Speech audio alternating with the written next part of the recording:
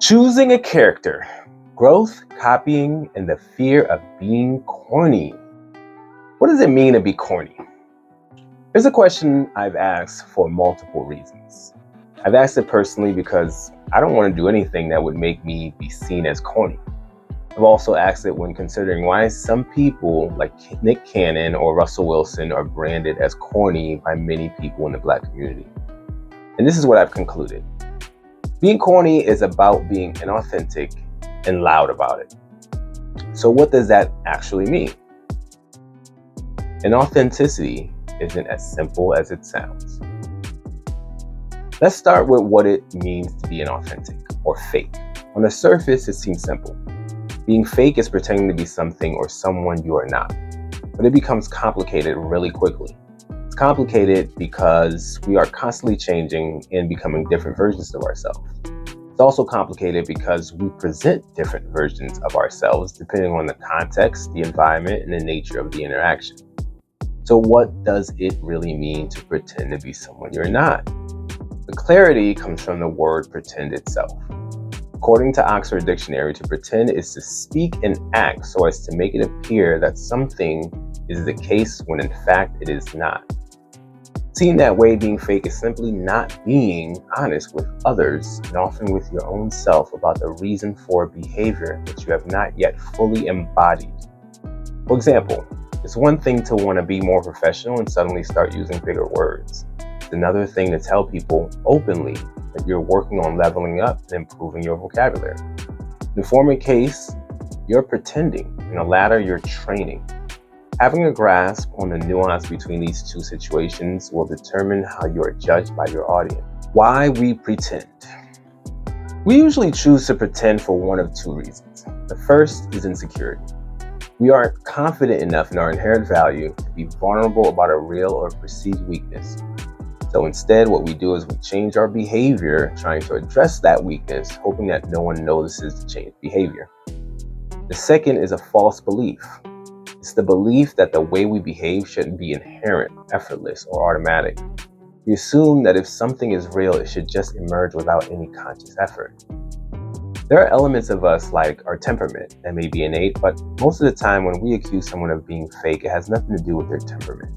In those cases, we usually say someone is probably acting out of character. For example, when someone's being loud when they're normally quiet. When we say someone is being fake, we're usually reacting to behavior they haven't fully yet internalized or integrated into their identity.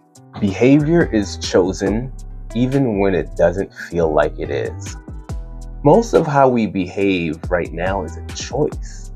Not a choice in the sense that we say, I'm going to start acting like this person, but a quieter, simpler choice. I like how this looks. I like how this sounds. I'm going to try it. That's copying. And copying is how we learn. Once you accept that, you can feel more freedom to adopt the persona you'd like to emulate. In fact, deliberately adopting a persona is often recommended for self-development. If you decide to embody a James Bond smooth persona, for example, there's nothing wrong with saying openly that this is who you're working to become. Honesty turns imitation into practice. The loud part of being corny. The second half of my definition of corny is being loud. Now, you're not only pretending, you're also putting on a performance. Without the loudness, you may come off as awkward at worst. At best, you're just another person learning to become a different version of yourself. Your growth is gradual, it stays mostly under the radar. When you pretend loudly, you make yourself an easy target. Russell Wilson in the narrow box. When I think about what Channing Crowder said about Russell Wilson, and if you're not familiar with what he said about Russell Wilson, there's a link in the description for you. I think it comes down to two distinct dynamics. First, there is this tacit understanding in the community that Russell Wilson, a man that was at the top of his profession, who had an unusually wide range of romantic options, and yet he chose a partner who had a child with another high-profile man. And for whatever reason, many saw this as Russell Wilson almost being cheated on. It makes no sense, but that's what they saw it like, as if he had been cheated on and decided to stay in the relationship. An example of this line of thinking was shown in the 6th episode of season 1 of HBO's show Insecure.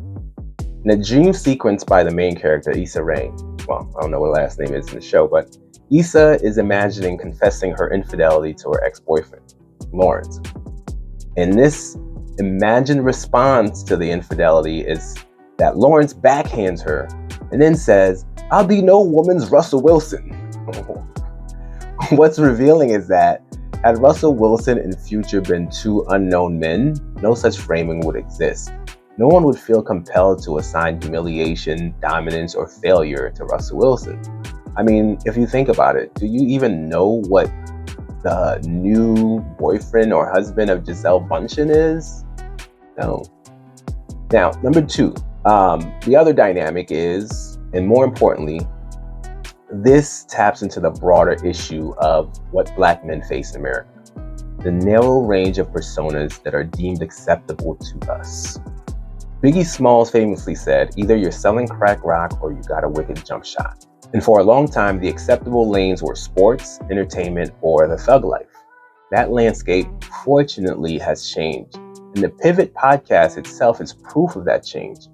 But the social limitations haven't disappeared. Too often, those limitations are enforced socially and often by women, refusing to date men with quote-unquote swag, labeling normal behavior as suspect or spicy, and policing masculinity through ridicule. Growth requires choosing a character. Our growth as Black men is constrained when we buy into the notion that only certain behaviors are permitted. When you're preoccupied with not being corny, you don't yet understand that copying is not just acceptable but necessary. You limit yourself. Growth comes from choosing a character and then learning your new lines, openly, awkwardly, and honestly. I'm currently offering a limited number of internal stability index assessments for men with live debriefs as part of refining my work on building internal stability. If this resonates with you, click on the link in the description to find the assessment.